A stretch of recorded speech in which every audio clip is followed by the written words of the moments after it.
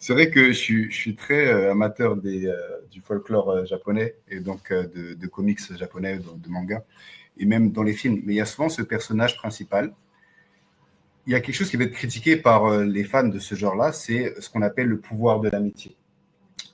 Parce que, on va dire, il y a une forme de BD pour les adolescents et une forme de BD, entre guillemets, pour les plus âgés qu'on va appeler seinen, mais là, ce n'est pas trop la question.